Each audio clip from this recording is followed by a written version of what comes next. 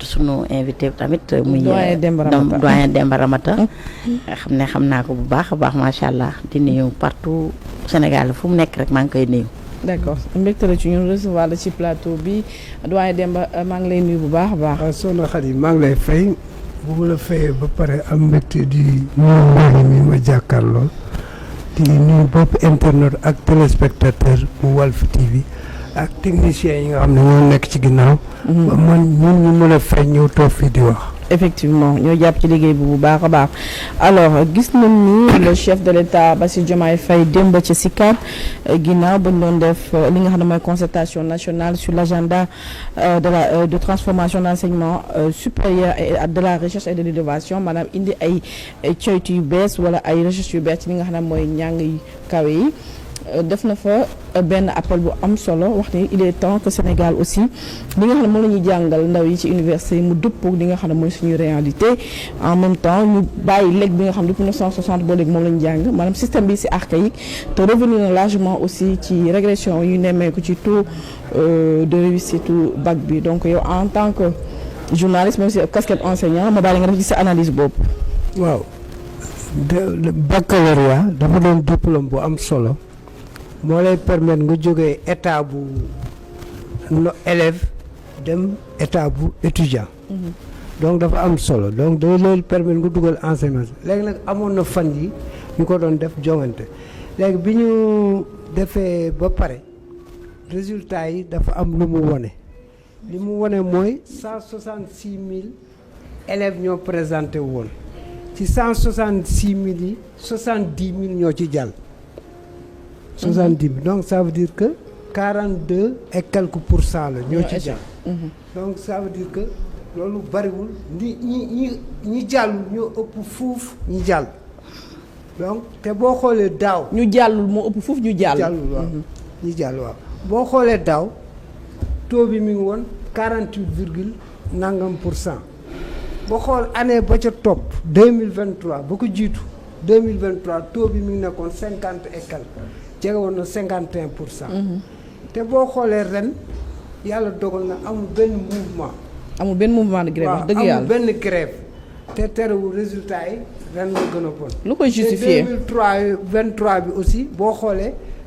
ak année boobu nga xam ne perturbation yi bari woon na trouble bi ak politique bi. yooyu yëpp terewul résultat yi moo gën ñaari année yi ñu topp. léegi lan lañ ci mën a jàng ndax li ñuy jàng. moom méngoowul li xale yi bëgg ak moom méngoowul aussi fi ñu bëgg a jëme sunum réew. ndax li ñuy leen di jàngal dafa bari trop ci ñoom boo interroger histoire année bi résultat yi gën a baax ci sunum réew mooy 2020. 2020 année de la Covid élèves daanaka ñetti weer lañ jàng ñu def résultat ça veut dire quoi ça veut dire que dañu ajusté woon programme bi. par rapport ak weer yi ñu jàng loolu moo lay won ne sunu programme bi dafa diis trop. dafa bari li ñuy boole dafa bari xam nga boo nekkee série S wala yooyu mathématique PC ak yooyu moo lay gën a intéressé ñu ñëw di la dugal ay Mésopotamie. ay le Japon du Meiji ñu kenn xam ñu ko dugal te finalement du la jariñ dara. moo tax démb président Diomaye wax na lu am solo. nee na il faut repenser le bac. nee na bac bi dañ ko war a tëggaat. nan lañ koy tëggaate seet ba xam li ñu adaptation parce que am réew aussi day dox. wax na ko moom kay wax na ko le bac doit être sérieusement réformé le taux d'échec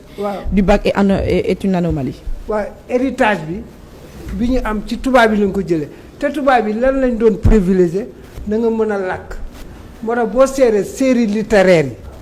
dañu mës a am doole ci suñu réew boo xoolee même bagu ren bi il y a 166 000 élèves qui se sont présentés candidats te 166 000 yooyu lu mat 30 000 defuñu ci série scientifique donc ça veut dire que c'est à corriger moom jàpp na ne moom li yéene moom président Diomaye mooy ñu transformer les littéraires en médecins en ingénieur en technicien chevronné. xam nañu war a njëkk a commencer mooy c'est pas parce que da nga def série L que tu peux pas dugg ci ay métiers scientifiques parce que da nga gis ne nga xam ne dañuy def série élimée def ay yenn concours yi mais boo nee ku deful S doo mën a dugg ci métier bi déjà yaa ngi restreindre xale bi ci benn cancan. très bien cloisonnement boobu lañ ko war a def parce que yàlla ñëpp la may intelligence. intelligence boobu nag bu ñu la tegee dans les conditions nga am encadrement war na parce que man j'ai vu des gens qui ont fait des séries littéraires par la suite nekk nañu ay ingénieurs. exactement en informatique loolu da lay mais donc ça veut dire que il y a lieu de faire léegi nag beneen mbir mi mooy enseignement supérieur bi dafa nee na kii nu mu tudd infrastructure défaillante parce que dafa bëri université yoo xam ne depuis 10 ans chantier ya fa nekk mënut a egg. depuis 10 ans chantier nee na il faut ñu gaaw ci loolu ensuite nee na programme bi aussi calendrier bi universitaire aussi chaotique maanaam loo war a jàng ñaari at finalement benn at finalement ñaari at nga koy jàng boole ko aussi programme yi beneen affaire sans compter aussi on a un problème de recrutement de personnel adapté. parce que boo xoolee suñu université li ci ëpp ñi fay jàngale ay vacataires lañu vacataire mooy koo xam ne dañ lay fay boo jàngalee ñu fay la boo jàngalewul duñ la fay te li ci gën a metti sax heure yi ñu la war a fay dañ koy xëcc yenn saa yi mu dem ñaari at duñ la ko fay. te bu njëkk ba mënoon na nekk parce que vacataires yooyu dañoo amoon beneen liggéey da ngay nekk par exemple ci benn société di jàngal ñu mais léegi yooyu yëpp. donc vraiment il y a lieu de faire quelque chose. de repenser pour def ay réformes kon ni ñu ko defee à l'instar de la justice des réformes aussi mais dafa na fay assise de l'éducation assainir aussi le secteur de l'enseignement privé du supérieur parce que maa ngi dégg Abdourahmane Diouf di ko nee na sur 298 instituts privés du supérieur il n'y a que 155 qui sont réhabilités qui sont en règle léegi nag moom nee na dina leen dimbali ba ñu assainir ko tegaat ko ci rek ku mënul nekk tegu nag ci raay bi wax dëgg yàlla laaj nañu parce que di former ay nit parents yi di ci dugal seen xaalis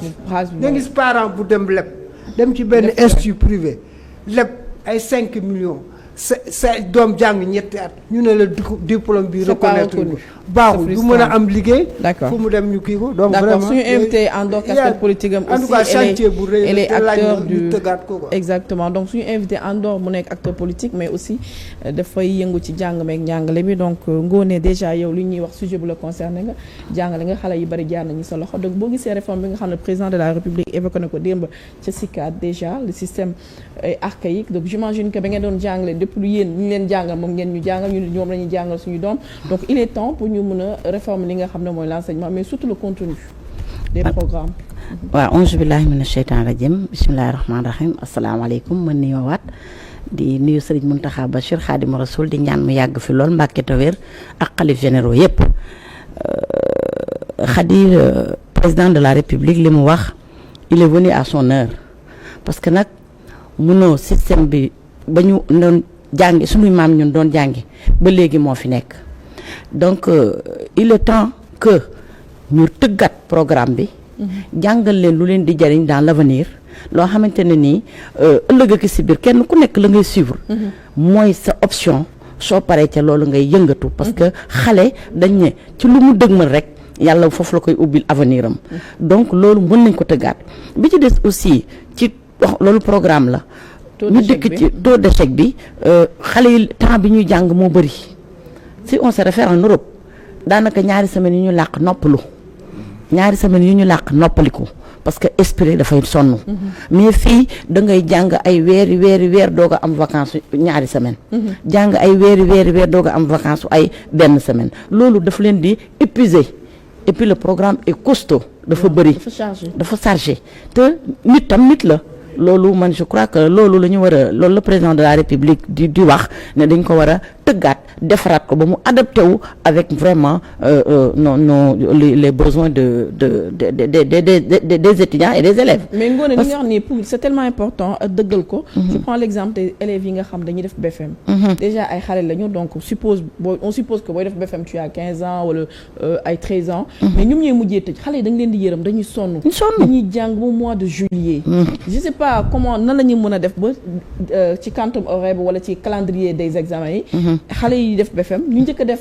avant le bac. parce que déjà ñoom ñi ngi nekk collège. programme bi c'est bourré mais da nga dem da nga leen yërëm parce que tellement dañuy passer tout le temps di jàng. est-ce que di réviser tout à fait mooy tëggaat bi rek mooy tëggaat bi dans sur le plan programme tëggaat bi sur le plan timing buñ ko defee dina baax encore ñu jël aussi des professeurs et des enseignants qualifiés yoo xam ne tamit dinañu jàngale loo xam ne xale yi dinañ ko mën a comprendre je prends un exemple il y a un de mes élèves qui est là wax dëgg yàlla njàngale mu njëkk ma ak léegi nekkatul benn pratiquement donc maa ngi koy nuyu bu baax a baax Barka qui était mon élève à l'école Ndiarka Diagne je le salue de passage donc en tout cas njàngale mi daal li président de la République wax lu jar a revoir la xoolaat ko bu ko defee ñu kàmbalee ko nag ci suuf jëm ci kaw bu ñu wàññi rek en quantum scolaire en quantum timing les étudiants ou bien les élèves d'une manière générale mais nañ ko commencer au bas âge ba ci kaw d'accord tëggaat ko bu baax daal vraiment. d'accord alors balaa ñu dugg suñuy waxtaan il faut ñu def beneen actualité bi nga xam ne démb la kii te nee nañu c'est une actualité historique maanaam France démb la rétrocédé Sénégal base militaire bu mujj donc def na ko en Côte d'Ivoire démb def na ko Sénégal ça veut pas dire aussi que dañuy rompre suñuy coopération militaire wala lépp ak yu c'est toujours de jour mais quand même li nga xam ne c'est symbolique suñu base militaire française yëpp rétrocédé maanaam delloo nañ ko l'état du Sénégal. boo ko fàttali ko novembre 2024 le président Diomaye mi ngi doon def benn sortie ci la doon waxa ne le Sénégal indépendant et le Sénégal souverain ne s'accommode pas de base militaire française mais na waratuñu mën a comprendre 65 ans après sunu indépendance ngay dox ay militaire France sol seen tur gis nga fi mu toll nii boo demoon France nii nekk militaire bu mag fii sol sa tenue boo wàccee ci aéroport bi da nga koy sumb